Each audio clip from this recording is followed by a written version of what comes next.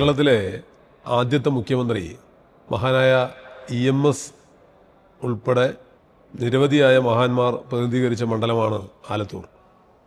ആലത്തൂരിനെ പ്രതിനിധീകരിച്ചാണ് 16ാം നിയമസഭയിൽ ഞാനിവിടെ എത്തിയിട്ടുള്ളത്. ഏറെ സന്തോഷവും അഭിമാനവുമുണ്ട് ഈ നിയമസഭയിൽ അംഗമായി ആലത്തൂർ മണ്ഡലത്തെ പ്രതിനിധീകരിച്ച് പ്രവർത്തിക്കാൻ കഴിയുക എന്നത് ഏറെ അഭിമാനകരമായൊരു കാര്യമായാണ് ഞാൻ കാണുന്നത്. മണ്ഡലത്തിന് ഒരുപാട് കാര്യങ്ങൾ ചെയ്യാനുണ്ട് ഇനിയും.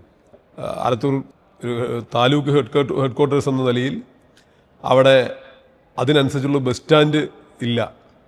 അത് ഏറ്റവും പ്രധാനമായി വരേണ്ട ഒരു കാര്യമായി ഞാൻ കാണുന്നുണ്ട്.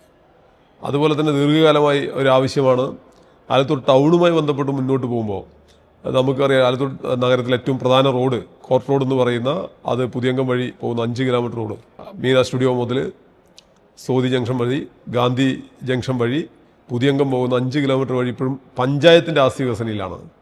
അത് ഒരു കാരണം ഈ നിലയിലാണ് തുടരുന്നതെങ്കിൽ ഒരിക്കലും പഞ്ചായത്തിനെ കൊണ്ട് ഇത്രയും വലിയ റോഡ് മെയിൻറ്റെയിൻ ചെയ്യാനോ എന്തെങ്കിലും രീതിയിൽ ഗുരുതരമായ പ്രശ്നം വന്നാൽ അത് പരിഹരിക്കാനൊന്നും കഴിയില്ല. അതുകൊണ്ട് തന്നെ സർക്കാർ അത് PWD ഏറ്റെടുക്കണം എന്നതാണ് ആ നിലയിലുള്ള ഏറ്റവും പ്രധാനപ്പെട്ട ഒരു കാര്യം.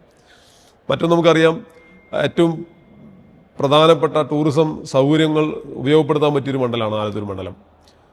ഇപ്പോൾ പാലക്കുഴി മംഗലം ഡാം ഇതെല്ലാം ചേർന്ന് കിടക്കുന്നതാണ്. പാലക്കുഴിയിൽ നിന്ന് മംഗലം ഡാമിൽ നിന്നൊരു റോഡ് സംവിധാനം വന്ന വലിയ ടൂറിസം സൗകര്യം ഉണ്ടാവും.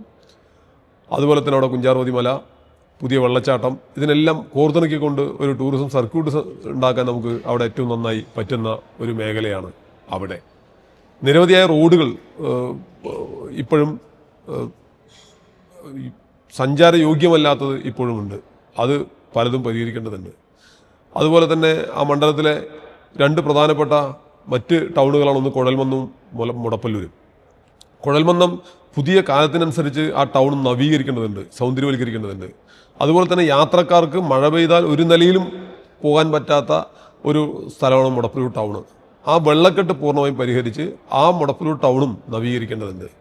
ഇങ്ങനെ വിവിധങ്ങളായ ആവശ്യങ്ങൾ മണ്ഡലവുമായി ബന്ധപ്പെട്ട് നിൽക്കുന്നുണ്ട്. വരാൻ പോകുന്ന 5 കൊല്ലക്കാലം ഇത്തരം കാര്യങ്ങളെല്ലാം ചെയ്ത് മണ്ഡലത്തിൻ്റെ സമഗ്രമായ വികസനം, മണ്ഡലത്തിൻ്റെ താല്പര്യങ്ങൾ, ജനങ്ങളുടെ ക്ഷേമം, അതിനെല്ലാം തന്നെ ജനങ്ങൾക്കൊപ്പം നിന്ന് പ്രവർത്തിക്കുക എന്നതാണ് ഏറ്റവും പ്രധാനം. തീർച്ചയായും ഒരു ജനപ്രതിനിധി എന്ന നിലയിൽ ജനങ്ങളുടെ കാര്യത്തിനനുസരിച്ച് അവരുടെ ക്ഷേമത്തിന് കൂടെ വികസനം ലക്ഷ്യം വെച്ച് മുന്നോട്ട് പോകാൻ ഏറെ സന്തോഷമുണ്ട്.